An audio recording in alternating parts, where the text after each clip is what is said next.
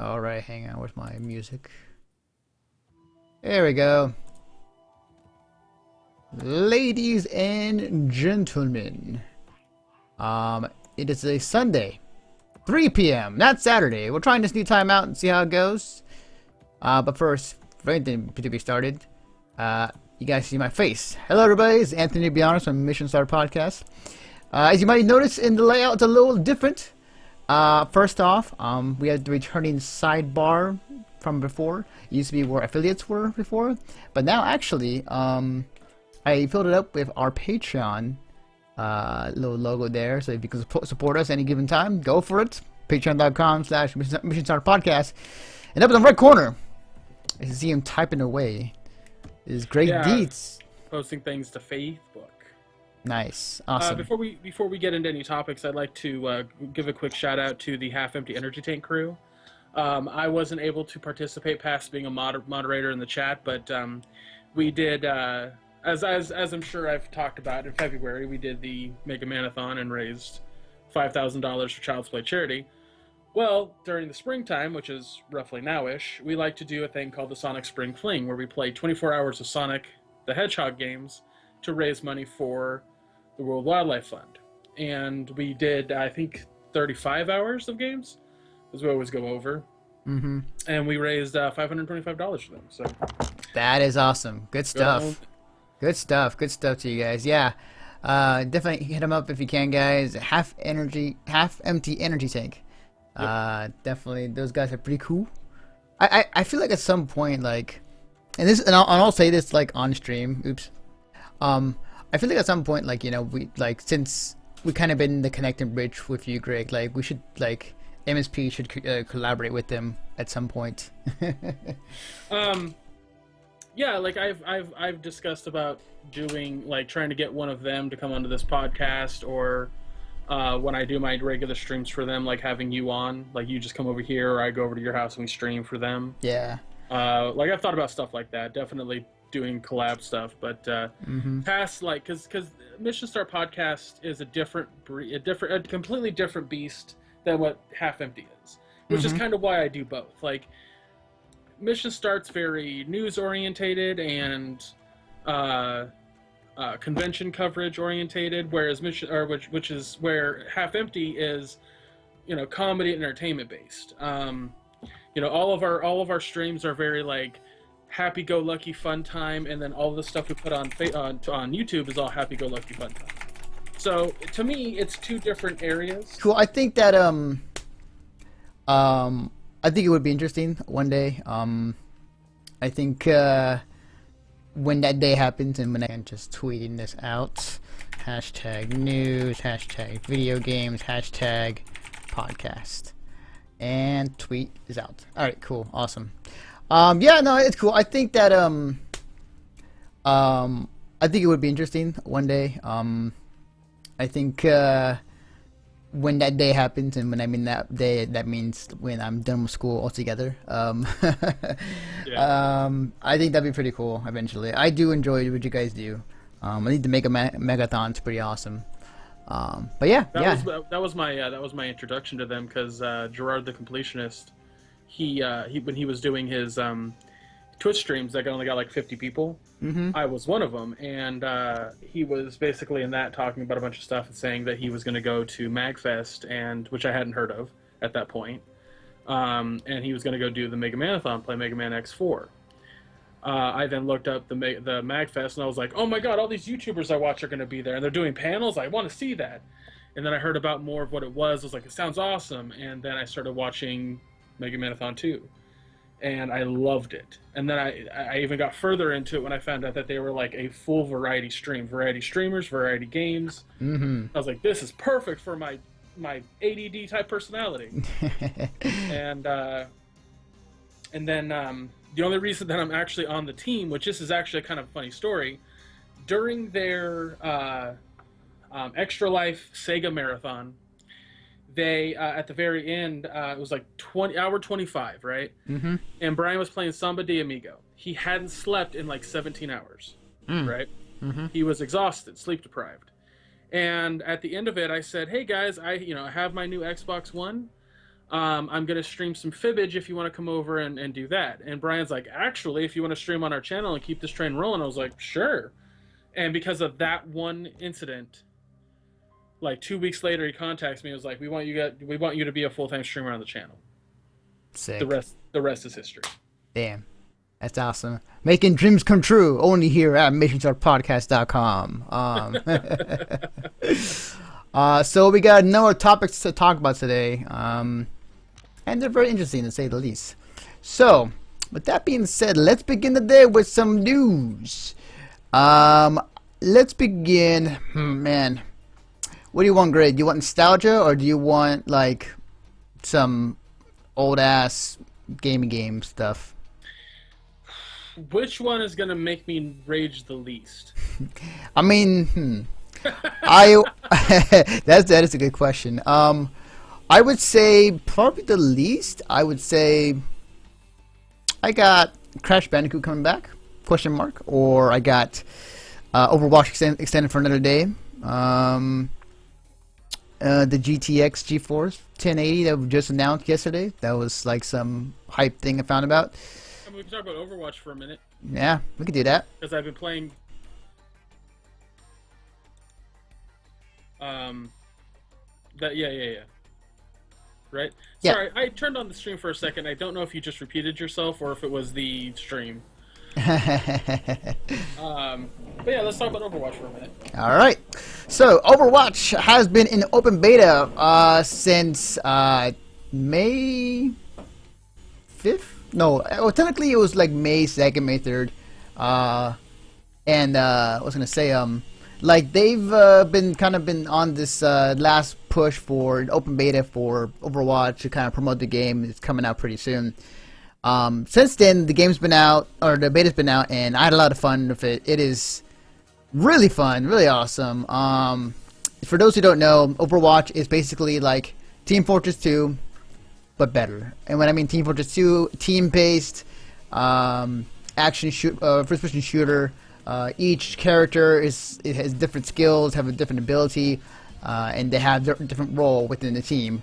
Right now, it's set for like quick match and custom game and a few other things. And you're able to pick the same character twice on a team, or actually more than them twice. So one of the things is that I hadn't got to play it on PC during the closed beta because, well, I don't have a PC, and B, I didn't get a closed beta key. This is technically the first time I've gotten to actually touch the game since this came out. And I have to say, I adore this game. And there's many reasons why. I adore it for its strategic standpoint. Now, I've heard a lot of complaints of, you shouldn't be able to have two characters of the same type on the same team. Bullshit. There's a reason why I like that. If a team is dumb enough to pick the same character on, like, two of the same character, that's their fault and they're going to lose. Period. If you're not strategic enough to know that you need certain types of characters and you lose, that's on you. Mm-hmm.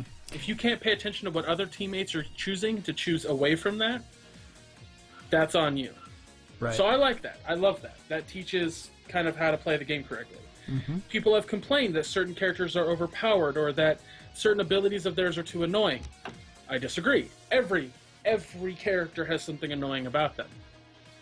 Every character has something annoying about them. That's very true. Very true. I have cussed out every character's name in the game. But I use that same ability when I play the character, and I love that ability. Mm-hmm. Yeah. This game is probably one of the most well-balanced games I've ever played from a beta. Mm-hmm. I don't think they need to tweak it. Ever. Yeah, the interesting thing about this entire game is that, first off, this game is polished to the point to where this game is done. This game is ready to go.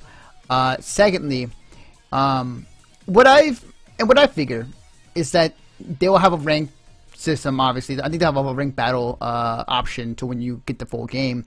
That maybe you won't be able to choose the same character, once or twice, kind of like MOBA is. And maybe that's going to be more of the competitive side, but they're still keeping the casual side.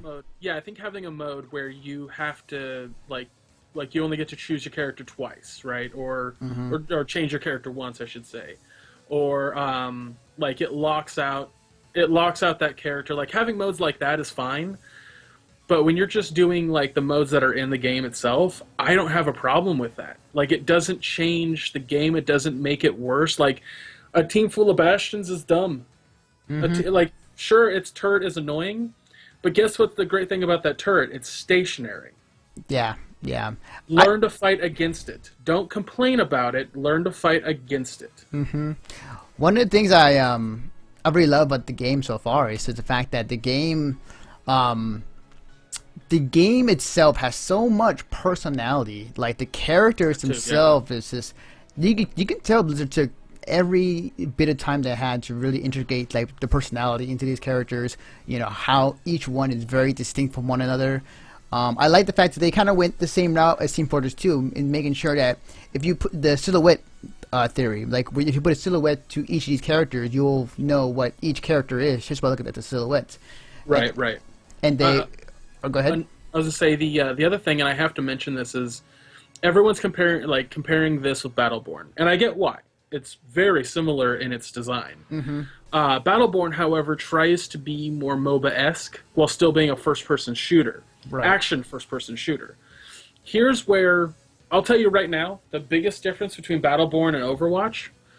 When Overwatch releases on the 26th, I think, everything is available. All 21 characters, all maps, all game modes, everything is available. You sure have to, you still have to unlock all the cosmetic bullshit, which is fine, but everything is available.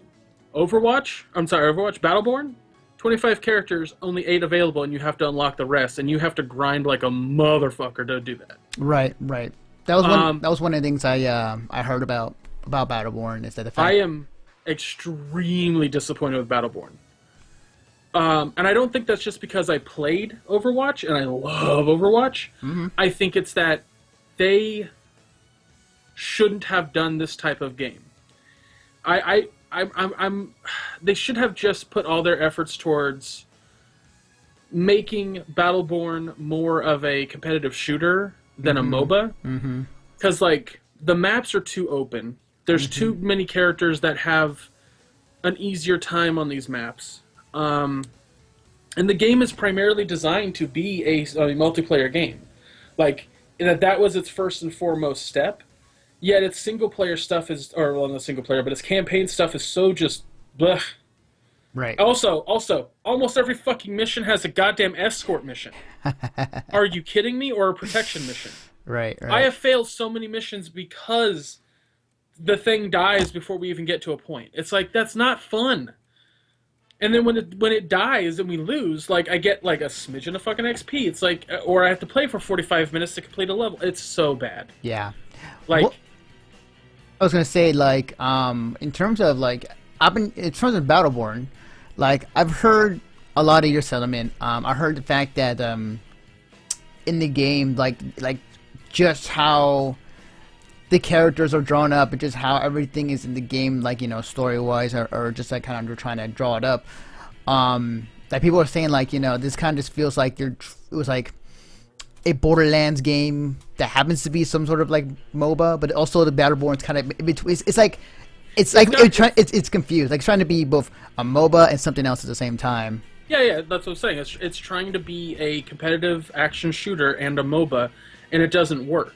Like, Smite did it right with the MOBA to the action-based. Right, like, right. Because it's all about skill shooting, but you still have your really well-done AoEs and all that kind of stuff, but this game doesn't know what it wants to be, and that's the problem. That's its big issue. Like, if the campaign versus the multiplayer are two completely different experiences, which is bizarre. Right. And I can't stress this enough. Like, it's not necessarily a bad game because it plays well and there's a lot to unlock. But boy, is it fucking confusing. There was a lot of times where I'm like, why is it so difficult to get from point A to point B in these menus? And then on top of that, like I said, it takes forever to level up. Something that Overwatch does that's brilliant. Just, I mean, 100% brilliant. you get a bullet on a guy and that guy dies, you get a reward on your screen. Mm-hmm. The human brain loves to be rewarded constantly and reminded that you're doing something correctly.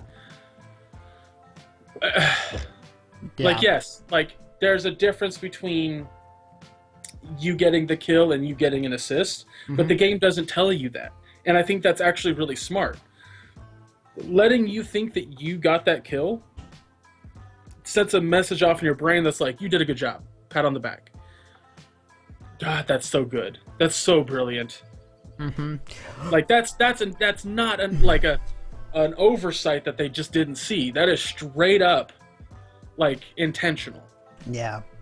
So I love Overwatch so much. yeah. Overwatch is very fun. The funny thing about this is, like, recently, like, I'm not sure if this is like Blizzard's like just trying to F-use Activision, but like, it's weird the fact that their betas are kind of around the same time as Battleborn's beta or release date, if you notice. So like, Battleborn came out, was it this week or just last week or It came out last week on Thursday. No, well, I started playing it Tuesday last week. Gotcha. Because I got it because Microsoft was like, you've been a rewards member for so long and you've bought so much shit. Here's a beta key. Thanks, Microsoft. Yep. Yeah, it's just funny how like when that happens, like Overwatch came out with an open beta and it ran the same time. It's just like, oh hey, you know, here's Overwatch. You're gonna go play that. So it's cool. You know, not trying to overshadow, you know, BattleBorn, but it kind of did.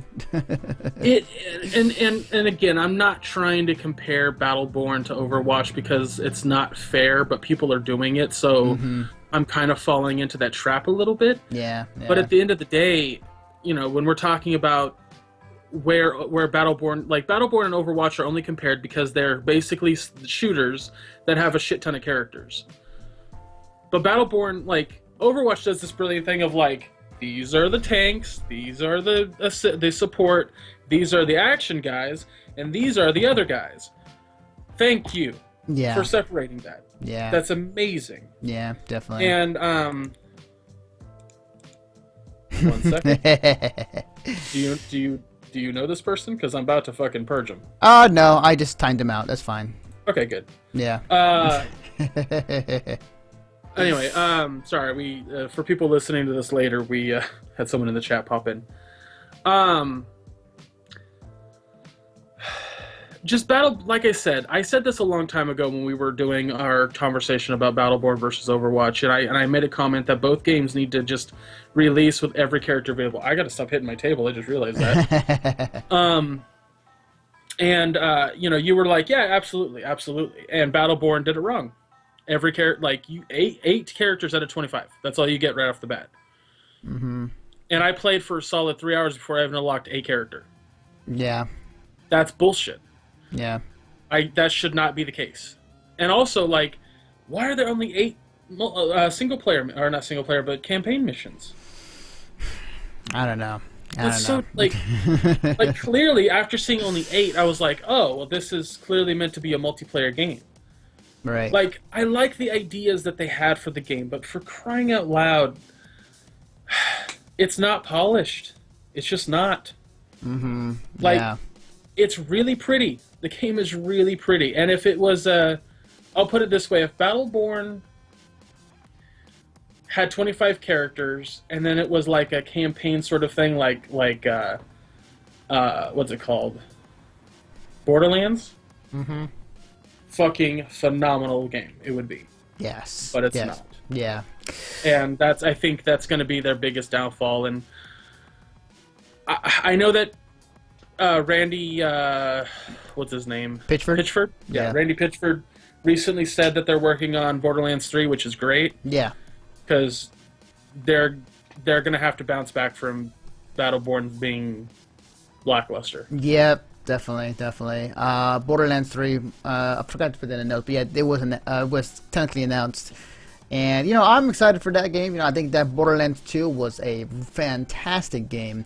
And Borderlands 3, I'm all for it. So, I think it was necessary because of, you know, people are kind of not really liking Battleborn as much.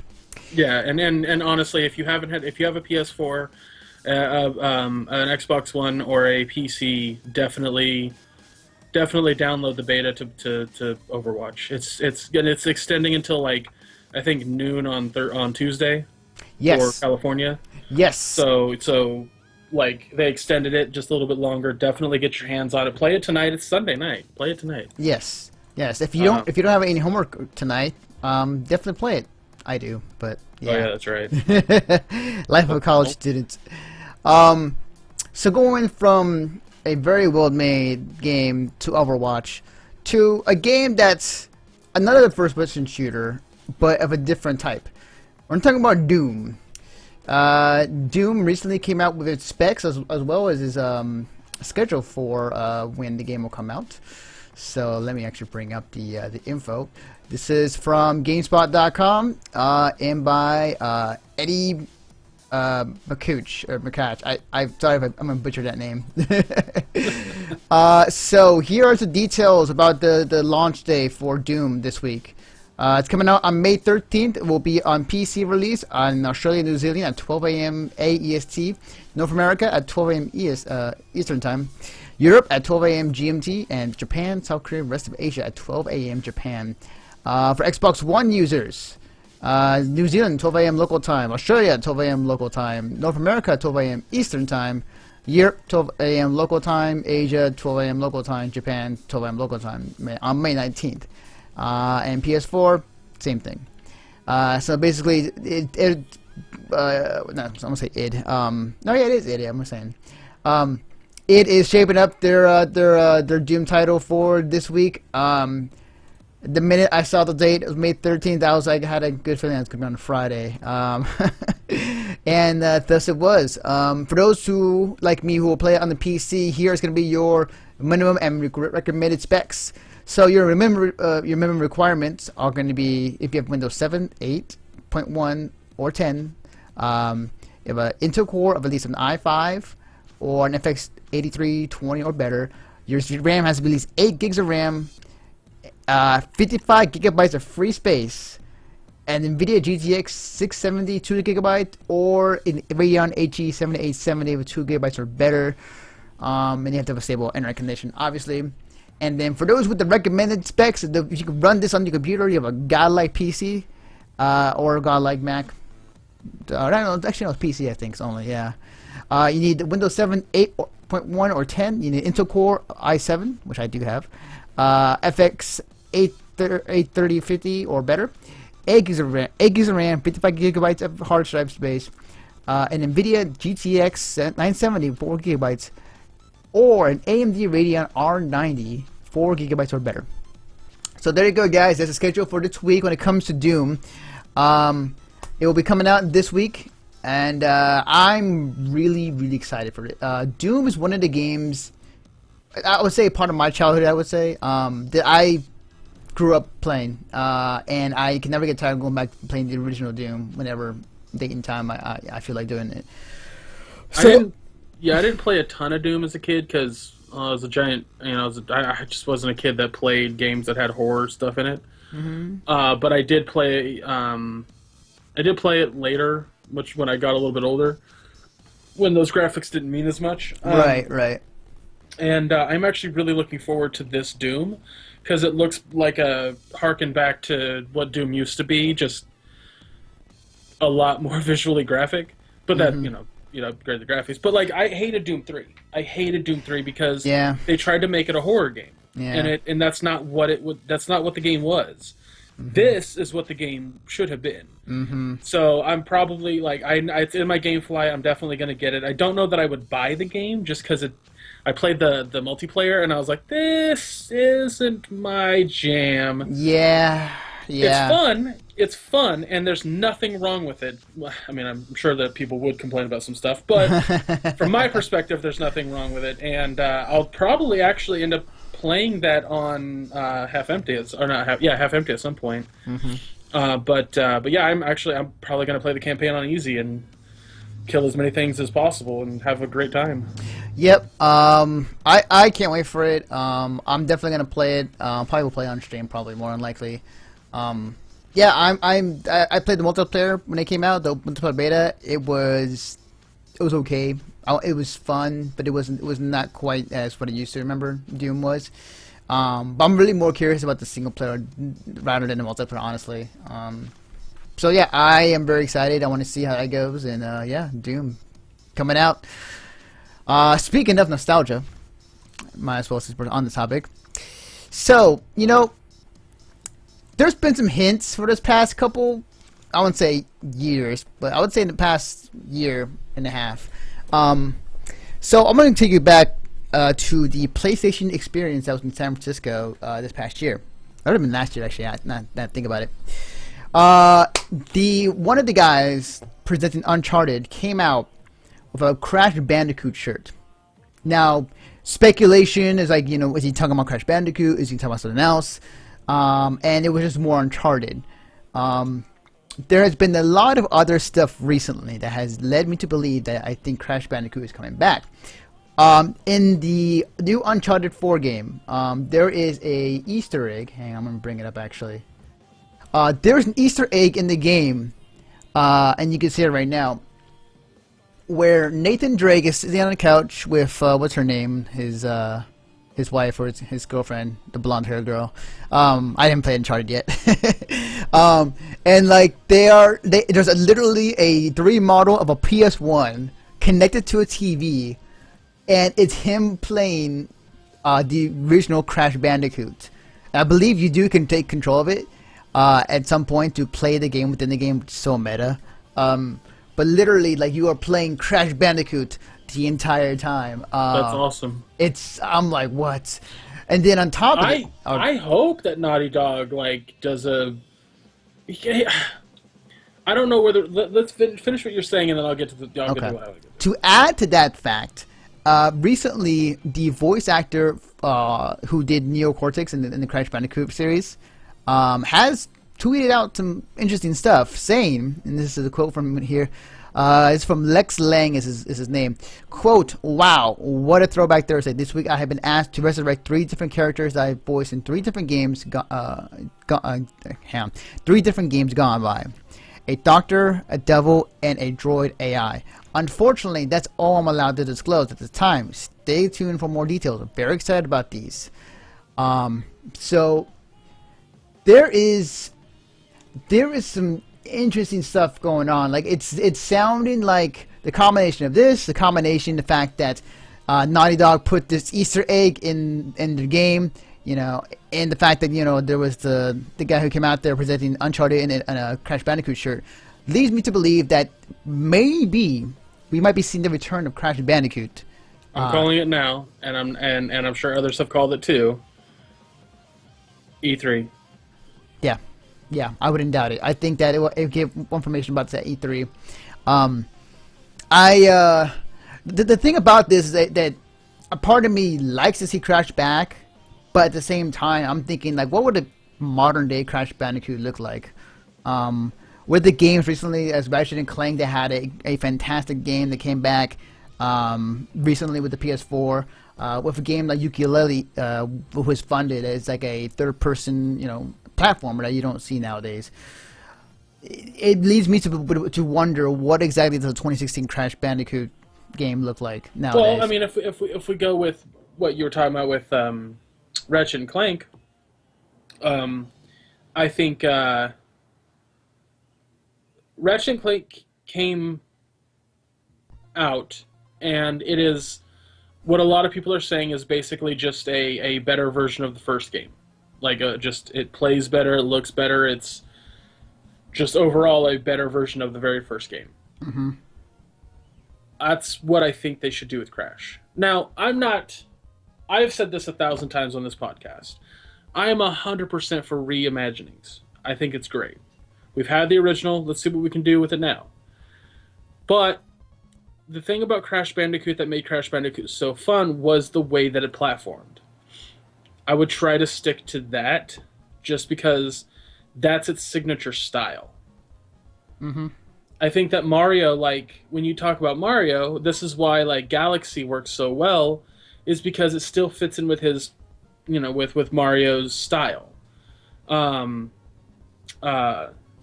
being all said, I would be very, very excited to see a modern console version of Crash Bandicoot. Yeah. And I think they could do it. I think they could do it. Yep. If there's any company out there that has the ability to do it, it will be Naughty Dog. And I think that a good example, again, would be the Ratchet and Clank game that came out recently. It's basically the best of, kind of like the best of like Ratchet and Clank in the recent game they had. That had like elements of like the very first Ratchet and Clank, as well as others meshed into it as well, including weapons and so on. So if I have any faith, it would be in Naughty Dog to produce it. If it happens, I'm very, very excited. My nostalgia burner will be going on like just through the roof. But we, again, E3, which, man, E3 is just becoming just more and more exciting. Each passing day, something happens or some announcement that may lead up to more information at E3 is coming about. So, man, it's gonna be great. It's gonna be awesome. I'm excited. Yeah, definitely. So going from the Crash Bandicoot of our nostalgia era to a game that, well, it is a nostalgia-esque game from the developer side of things, and it's gone through a very, very rough road. And people still question, whether it would have been a thing to begin with. And I introduce you Mighty Number 9. Mighty Number 9 has gone gold. After a statement on their website, basically saying that this is from Keiji Inafune, saying, to all our backers and fans of Mighty Number 9, firstly, I would like to say again how sincerely sorry we are for how long we kept all our fans waiting. We are finally able to deliver some long-awaited news regarding Mighty Number 9. We have now confirmed the following release dates for Mighty Number 9: June 21st, 2016 in North America and Asia, and June 24th, 2016 worldwide. We understand that as a result of various delays, we have disappointed and let down our fans. But we are happy to finally be able to deliver the game to everyone who brought us this far. And he goes on to explain a bit more about the game and how it's gone gold. And he did say at a later point there will be a portable version of the game on a Nintendo 3DS and PlayStation Vita. Although I honestly don't see the game come out to Vita, since Vita is they're discontinuing service for that like in August from Sony. So. It's finally gone gold. It's finally going to come out, and after all the I guess the 2-3 years that has gone through of like broken promises for release dates, we finally get a game. Now, I have played this before. I played it at Comic-Con last year, and the game felt fine. I'm not really quite digging the graphics per se. I was hoping a bit more of a different take. But it was a fine game. Did it warrant this long delay in terms of when the game comes out? I don't know. The question will rise. Did it warrant Keiji Inafune launching another game while this game wasn't even completed yet, or an anime? And there's a lot of stuff that happened with Keiji Inafune in this game that I feel like that they totally had missteps about this entire process. But it's finally gone gold. We're going to see it when we finally get the actual product and we get to finally judge for ourselves. Is this game good? Or is it, a complete waste? So I can tell you right now, I know people who, some think it's a complete waste. Some people think it's going to be great. And I'm excited for it. But I get where people are coming from. It's so there's no way to know if it's going to be good or not just because nobody's played it. Right. So I don't know. I understand where people are coming from, but I'm excited. Yeah, definitely. I'm more curious about this game. I went from the initial announcement of being very excited to a game to where I feel like right now I'm lukewarm. I acknowledge the fact that it exists. Am I gonna buy it on day one? Maybe. It's just a matter of just how I want to see what the reaction is, what the reviews are, and what people are gonna say about the game. So I'm just very curious about that. I kind of feel like I want to play it just because, but I don't know. It kind of left me sour after what happened. But we'll see. We'll see. Time will tell. Maybe it becomes the best 2D game platformer ever. So I don't know.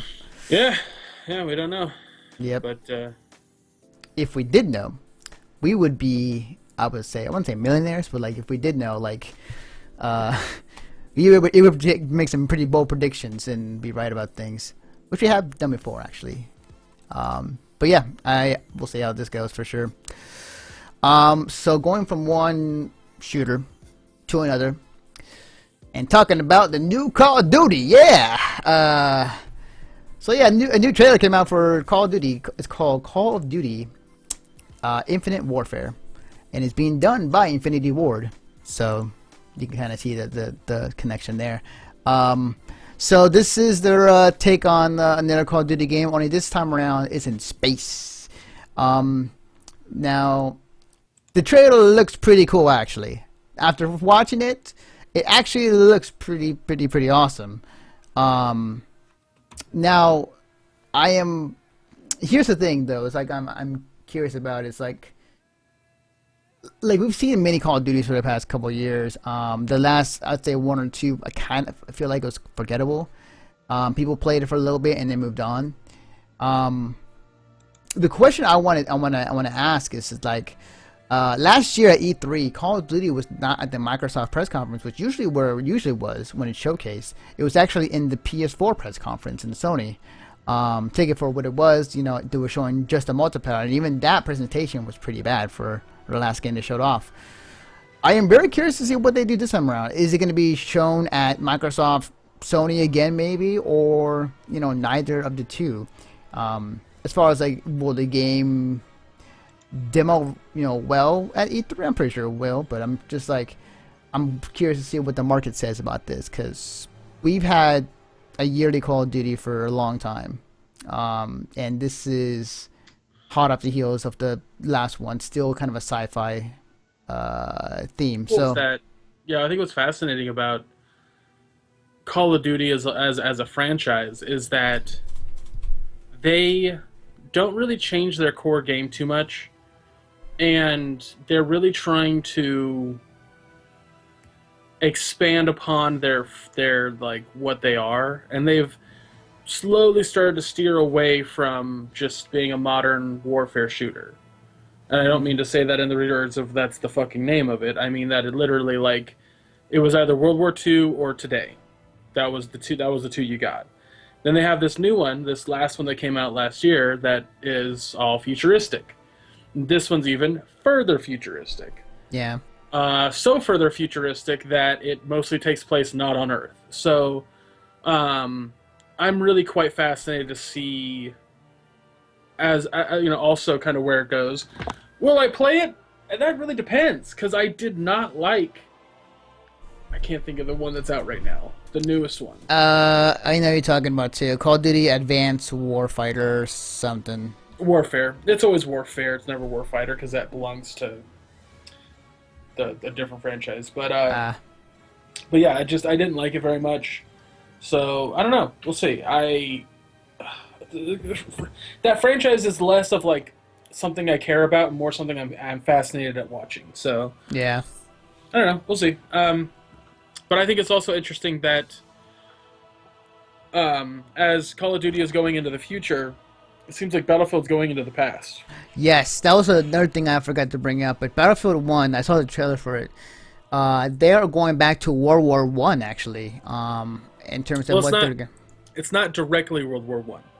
It's an alternate reality World War I. Oh, okay. So something changed before World War I in Germany and America, that like there's blimps and there's certain guns and there's different things in that trailer that didn't exist in World War I. Yeah. So. And you know what's funny? It's like I'm actually okay with this. Like I'm okay getting back into the World War I, World War II games, because for a while the funny thing is like we had so many of them back then in the 2000s, late 1990s, that we got tired of these games and moved on to modern shooter, which Call of Duty 4 came out and blew everybody away. So then when the news broke that about Battlefield 1 and kind of going back in that direction, I'm okay with that. I don't mind playing that, because I've had enough Call of Duty games that were just set in modern day or close to modern day. So I am perfectly okay with that idea. I was gonna say something else too, but I totally lost train of thought.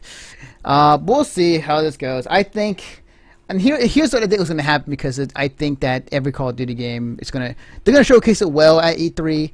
I think that they're gonna demo it well on the show floor. I think that IGN, GameSpot, are gonna be down there talking about and playing the game, and it's gonna look like another Call of Duty game. Now, where the monies we're gonna talk is like, when this comes out, what's the reaction going to be from the people? Because the amount of people who play Call of Duty today isn't as huge, as big as it was back then. Time has gone on, and people have gone to other games and other games that they felt like is much more fun than Call of Duty. So I'm kind of curious to see how that exactly develops. But Call of Duty, it's cool. I we'll see how it goes. Yeah, that's all you can do. Yeah. So that was our thoughts about our Call of Duty game, the Infinite. Also, I don't want to say it was too soon, but I feel like it was, using the David Bowie cover song like in the trailer. I don't know. It doesn't bother me. Whatever. His record label's very much like, yeah, go ahead and use it. It's cool. Yeah. Sure. So going from Call of Duty to a game that, my God, if there was a game that had style, this game would be the pure definition of it. I'm talking about Persona 5. This past week, Atlus put out a trailer for the new game, Persona 5, which showcased more of their gameplay, but more distinctively, they showed off how they introduced a few new characters, as well as like the way the UI is going to look like when you play the game. How you're going to go transition from battle to the next scene. My God, this game looks ridiculously good. In a sense that the way that artistically is like a comic book, almost like a manga, combined with the kind of the art style of Catherine, and kind of Persona at the same time, all combined together. It looks fantastic. Many of my friends watched it. I watched it. It looks fantastic. It looks good. It looks good. I think that every Persona game is like in a different storyline and kind of different its own thing. So you don't have to worry about playing the last one or two to figure out what's going on in this one. But yeah, no, it looks good. It looks good. It's freaking A, man. The characters look awesome. Like, it's very unique when it comes to each one. And I'm just loving everything they've been showing so far. More at E3 for sure, but yeah. Yeah. I think a lot of this podcast is so far just, this is cool, but E3, it's coming around like this. Yeah. Yeah, that's the common thread. I mean, E3 is coming, and like it's gonna be just pound for pound, just like tons of stuff that answers will be finally being answered to our questions for the past couple weeks.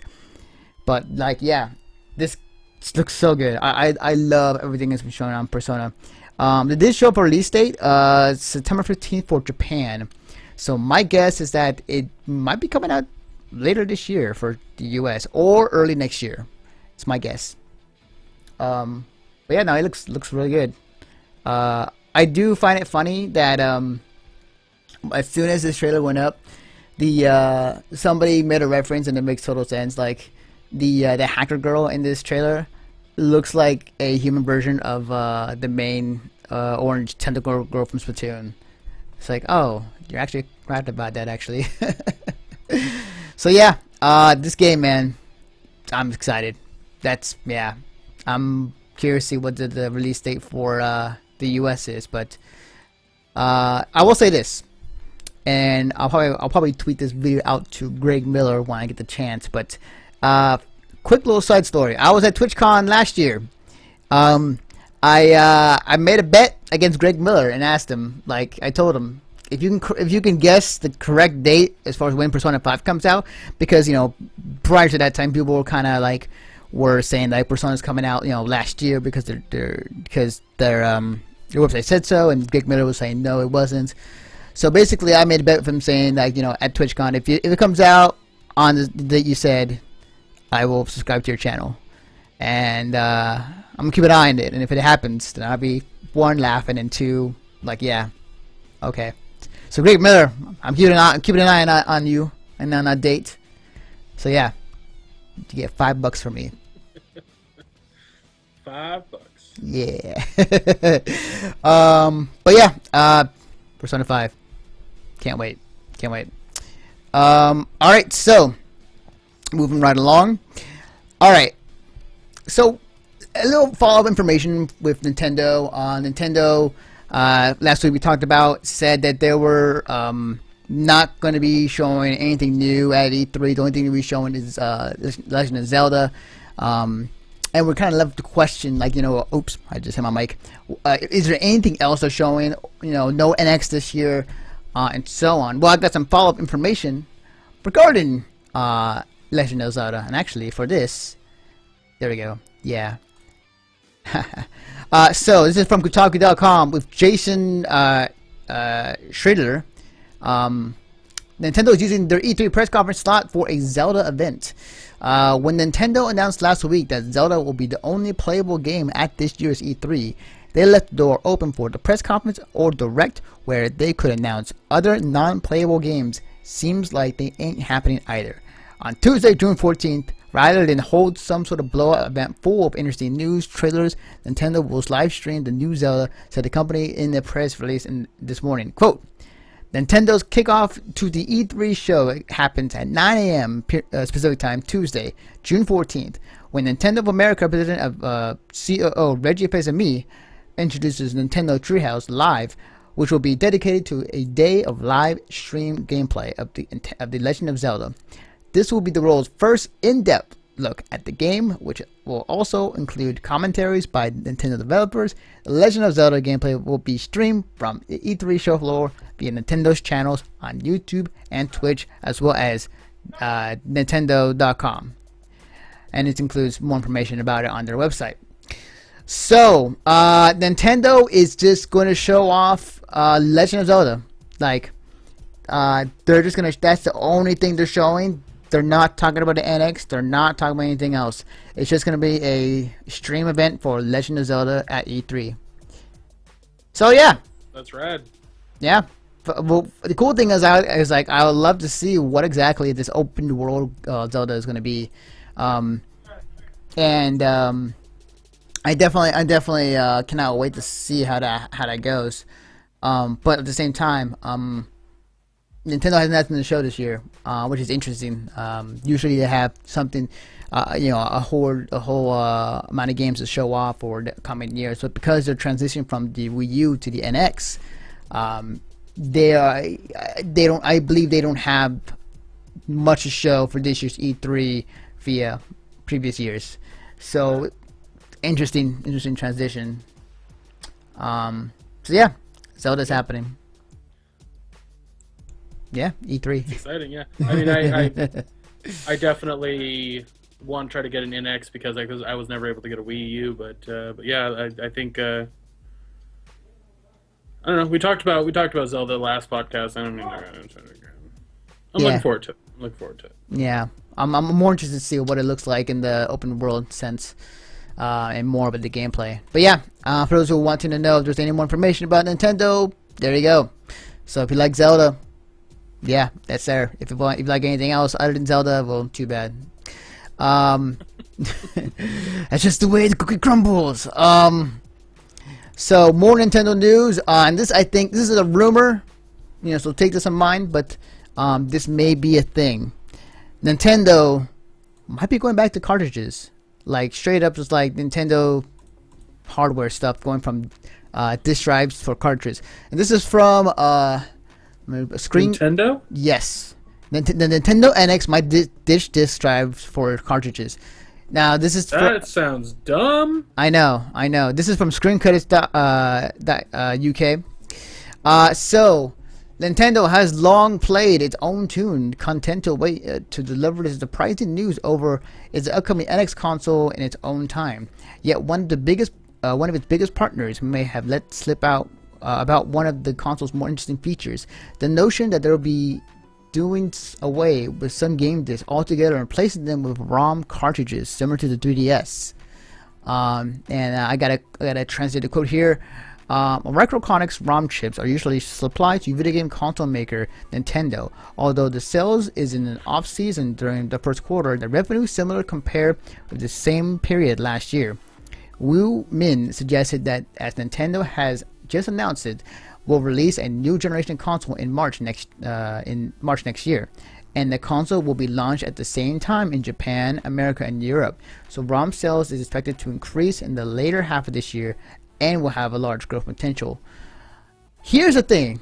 I think this adds to it just adds to my theory that maybe it is a hybrid of a mobile device and a console at the same time. Because, obviously the fake from last time with the guy who kind of made that fake NX device from when the patents that the Nintendo put out there, he did that in order to kind of, fake everybody out and make people think. And for the longest time, like, we all believed that maybe it was true or wasn't true. Turned out to be fake. With this, and it's something I think I talked about last week, about how Nintendo might be trying to dive into their success on the mobile handheld, because that's what they are really good at the 3DS side of their business. I wonder, and on top of that, add the mobile aspect of Miitomo's success as well. I feel like maybe this is in a direction to where maybe it is going to be a mobile console, like a mobile console / handheld. So if that's the case, if this turns out to be true, where we have cartridges as games similar to 3DS for the NX, then I can see that happening.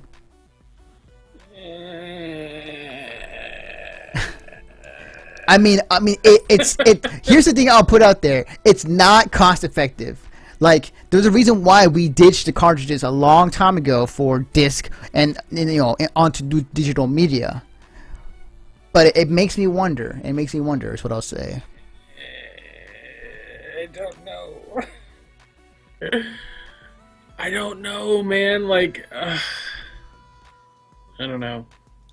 I think it would be a really weird move for them to make a console that does both. It would be really weird. But, and not from a standpoint of like it just being a weird thing. It would just be like it wouldn't be fiscally responsible of them to do that. But this is the Nintendo we're talking about. This is the same company that almost brought out the Vitality sensor at one point. I know. This is the same. Like, I've said it 1,001 times. They're gonna innovate with this 7th console. Like, they're just going to do it. That's true. Period. That's true. And how they do it will be surprising, and I'm sure people will be like, that looks awesome. I want to get my hands on that. Because that happens every fucking generation. Yeah. The NES was like that. The 64 was like that, and the Wii was like that. So this is the odd number one. They're going to innovate in some way, and it's crazy. Yeah. Yeah. Then as you mentioned it, like, yeah. I you know what? Where's my wallet? Do I have any money in it? No, I have my card. Okay, I got change. All right, here's what I'll do. For the sake of the show, and for the sake of me either being 100% right or close to it, I'm gonna say that when the NX information comes out later this year, because they're not gonna talk about it at E3. They're going to be talking about it later this year or maybe early next year. Who knows? I'm going to say, now I have this recorded, that the NX is going to be a hybrid of a mobile device and a console. And the NX name's not going to stay, obviously. It's going to be changed to some dumb name. But that's what I think is going to happen. I think that's going to happen. And you're right. Nintendo loves to innovate. Even when it doesn't need to. Look at Star Fox Zero. That game came out last week, and they try to integrate the controls of the Wii U pad with the game, only to make it more cumbersome than it really should be. I think it's gonna happen, and it's gonna bite them in the ass. I think it's gonna happen, Or no news. Maybe the best thing ever. I don't know. Maybe. Yeah, but I don't know. But I will bet you. I'll bet you $1 that it's going to be a hybrid. It's going to be a hybrid device, man. I don't know. I don't know that it will be, and I honestly don't think it will. That's my theory. That's my opinion. But I know that they're going to do something different than anything that they've ever done, or anything that anybody that's ever done. So we'll see, man. We'll see. Yep, definitely. I got one last story before we end the show. So I caught wind of this yesterday, and I needed to look into a bit more. And well, the GeForce GTX 1080 was announced. This was making some headlines on Twitter, on my feed, as well as elsewhere. And it discloses information about the new graphics card that came out. Here's a few of the specs. The GeForce GTX 1080 GPU architecture, a Pascal frame buffer, 8 gigabytes of GDDR5X, memory type speed at 10 GPS, boost clock at relative 1.4, or actual is 1733 megahertz. And you can find out more information on their website. Also have a very sleek design too, actually. This thing is a freaking beast. Also, no, the interesting thing I find about this is the fact that the performance they put on here on the site is that they compared their last model, the GeForce GTX 90, to this one with The Witcher 3 Wild Hunt, Rise of the Tomb Raider, and virtual reality. I think with this in mind, obviously you're going to get better graphics card down the road, but the fact that they put in the virtual reality aspect means that that's their next thing they're aiming towards in terms of high graphical fidelity. So,